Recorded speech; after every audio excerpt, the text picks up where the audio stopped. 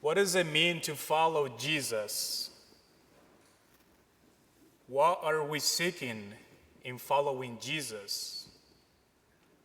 What are you expecting by following Jesus? In today's gospel, Jesus tells his disciples about his fate for the second time.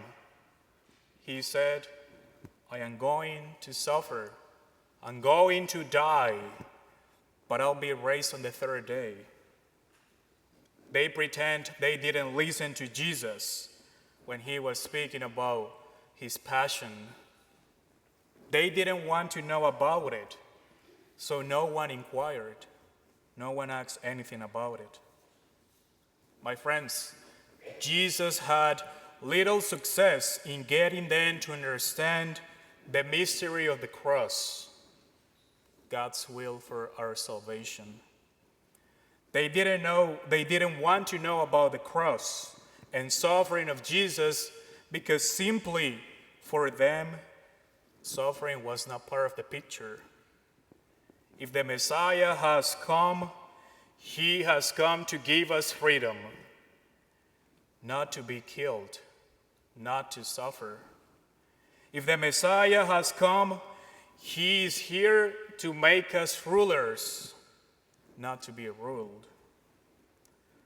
If the Messiah has come, he is here to give us power, to give us power. That's what the disciples wanted from Jesus. And that's why instead of asking and trying to understand the passion and resurrection of Jesus, they rather switched the topic. They didn't want to know anything about Jesus' suffering. And conversation that they were having on the way is all about who was the greatest among themselves. Who was the greater? Very selfish, huh? My friends, the human heart is selfish and seeks power, fame, and money to dominate, glorify oneself, and also to be undefeatable. This is what the disciples wanted.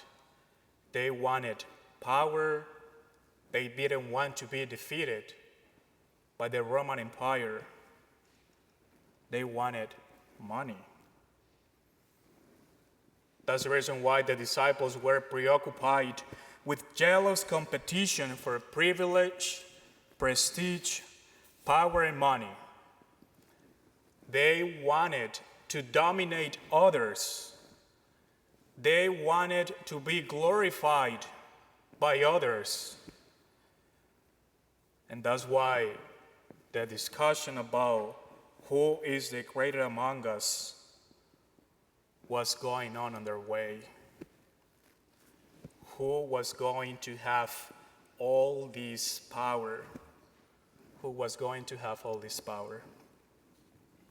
My friends, the disciples' attitude reveals our human tendency to seek glory. The disciples' attitude reveals our desire to be served and not to serve. Think for a moment.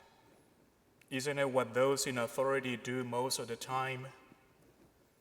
Those in authority expect to be served and showered with honors. They expect to be served and showered with honors. However, this is not the way Jesus thinks.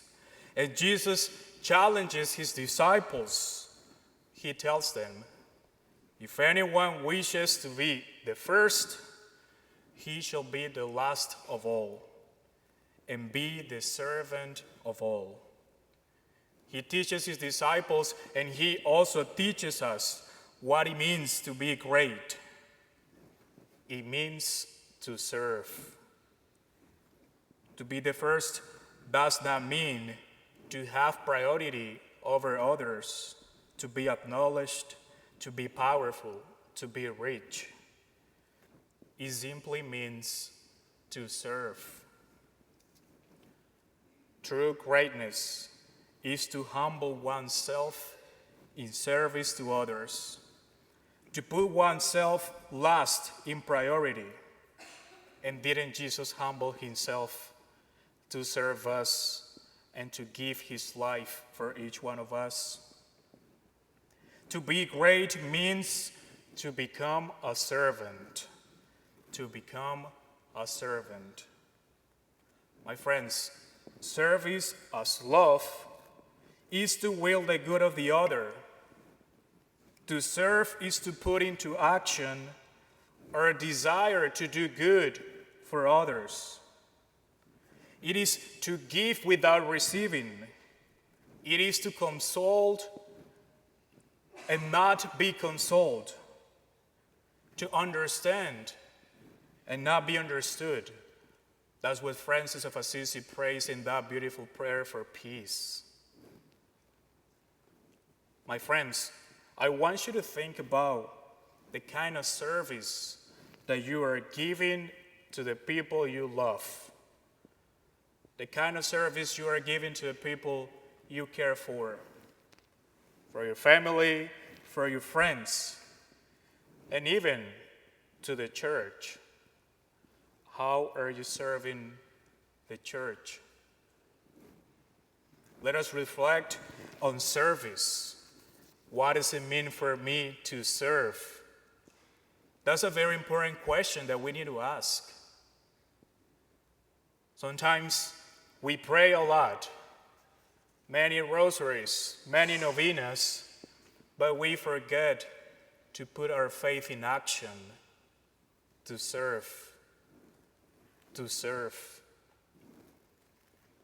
To follow Jesus means to carry our daily crosses. That's what we heard from last weekend's gospel. And today Jesus is telling us, you need to carry your cross, and you also need to serve your brothers and sisters with love, dedication, and without any reservation. You need to serve your brothers and sisters with love, dedication, and without any reservation. We follow Jesus because we want to know him deeply, because we truly love our neighbors as we love ourselves. And to follow Jesus is a promise of happiness here and, of course, in the life to come. But we need to serve. We need to serve all those who are in need, all those who we love, all those who we care for.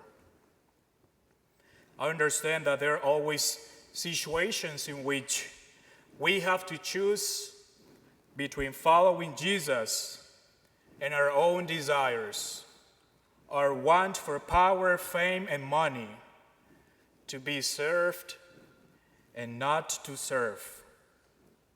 But my friends, think about this. When you follow Jesus, you are left with Jesus for life. You are left with Jesus for life. But when you don't follow Jesus, yes, you might get power, honor, money, fame, but you'll be left without Jesus. What is more important? To have Jesus in my life, or the power and money and fame that I desire to have? You gotta choose. Service to God and to our brothers and sisters, or power, money, or fame.